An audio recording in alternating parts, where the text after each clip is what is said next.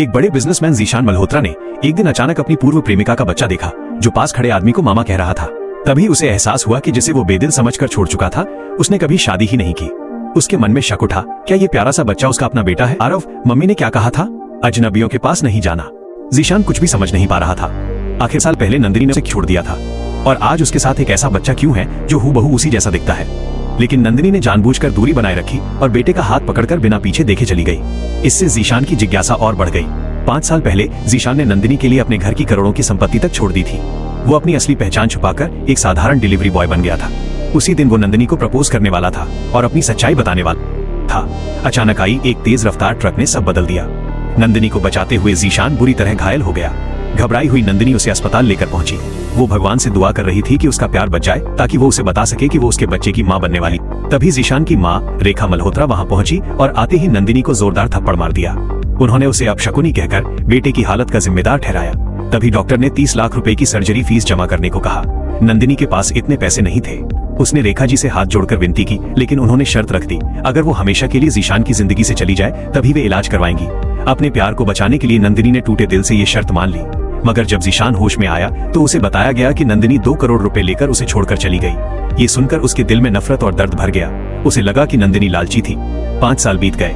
नंदिनी अकेले अपने 2 बच्चों की परवरिश कर रही थी। एक दिन वो अपने भाई रोहित के साथ बाजार में थी। तभी टीवी पर उसने देखा कि जीशान की सगाई हो चुकी है।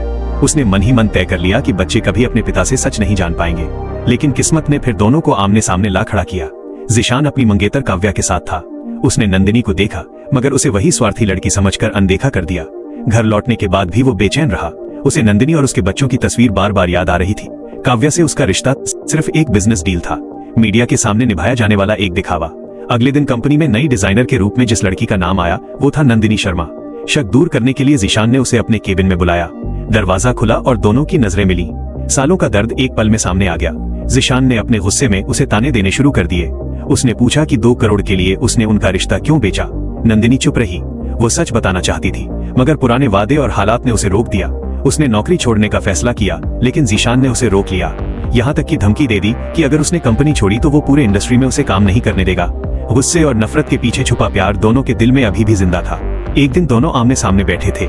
जीशान ने कहा कि वो शादीशुदा है, दोबारा मिलना ठीक नहीं। तभी वेटर ने कहा, सर आपकी कपल स्पेशल थाली। और जैसे पहले करता था जीशान ने चुपचाप नंदिनी की प्लेट में खाना परोस दिया। बोला, हमारे रिश्ते इतने भी खराब नहीं कि साथ खाना न खा सके। लेकिन यह मुलाकात काव्या के कानों तक पहुंच गई। वो गुस्से से भर उठी। उसने अपने लोगों को नंदिनी को सबक सिखाने का आदेश दिया। उसी रात नंदिनी को कुछ गुंडों ने अगवा कर लिया। संयोग से काव्या की कार जीशान की कार के पास से गुजरी। उसे कुछ गलत होने का एहसास हुआ और